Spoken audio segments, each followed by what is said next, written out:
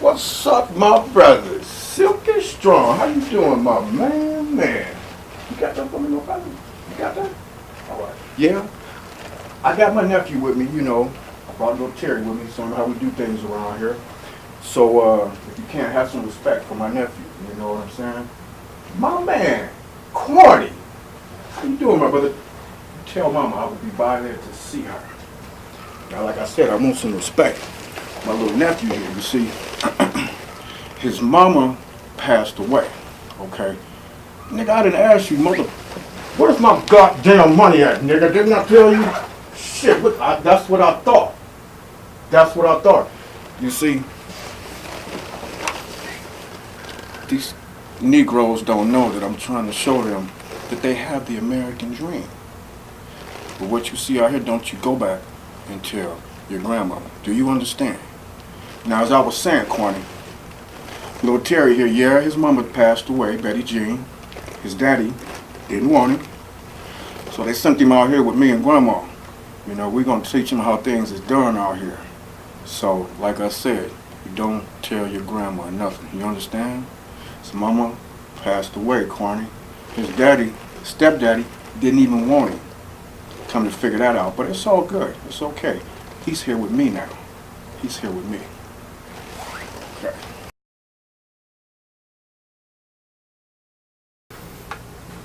My name is Terry, and I'm going to share a brief story about myself that may help some people that maybe they can relate to. You know, when you're a child, for the most part, if you're just enjoying life, you have no idea the worries in the world that can encounter you along the way. When I was like 9 or 10 years old, I didn't have a worry in the world. Kind of can say I had, in my eyes, that perfect life, you know, mother, father, sister, house, going to school, play baseball. My mom had me as an altar boy. I played baseball. I was in the Boy Scouts. So basically, she kept me busy, and I think that's important to this day, to keep all kids busy, to keep them out of trouble. By the time I had started going on to 12, my mom had caught breast cancer. So, to me, up until that point, everything was just all good. Step-pops didn't really want to have too much to do with me. Granted, I'll give some credit. He probably had to try to whatever extent. But anyway, after that, I was sent to go stay with my grandmother and my Uncle Pete. So my Uncle Pete stayed with us a few years before he moved back to Cleveland and before Mom even passed away.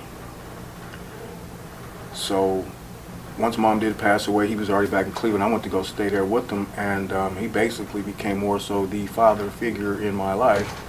And on that notion, he was pretty much the only male in my life, with the exception of my Uncle Corny, which is basically like his brother across the street.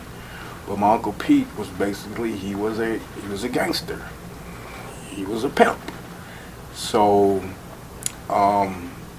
he was pretty much all I've known as a child.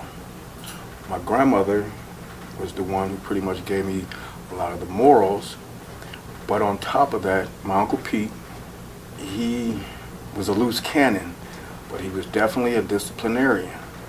So when it came to cracking the whip, he was the one that did it. When it came to me, his son, just the immediate closeness, the cousins, the boys, and me dealing with my Uncle Pete, that was the only male in my life. So the things that I saw him do, I had choices whether to do what I saw him do, or as the old saying goes, do as I say, don't do as I do. Some of the things I ended up doing as he did.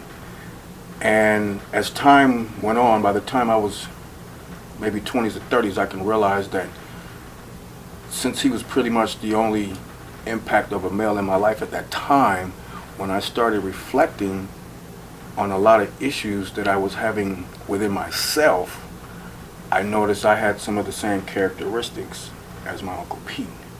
And I used to didn't think that didn't carry any weight, but when you get to a certain point in your life and age, you really, really have to look in the mirror at yourself and ask, do I have some of these characteristics of the person that has been put in my life, even if it was only for a couple of years, because it was more than a couple of years. He was with us in California, he lived with us, then I went to go live with them. So when I really realized that people in my family are close to me, that I got into relationships with, said that I kind of had the characteristics of my Uncle Pete, which I didn't believe, because my Uncle Pete was a gangster and I wasn't. I was very street, but I wasn't a gangster. But you don't have to be a gangster to carry the characteristics of the person that pretty much raised you.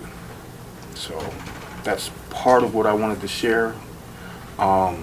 There's more to the story, but if you're interested, tune in and I will fill you in with more.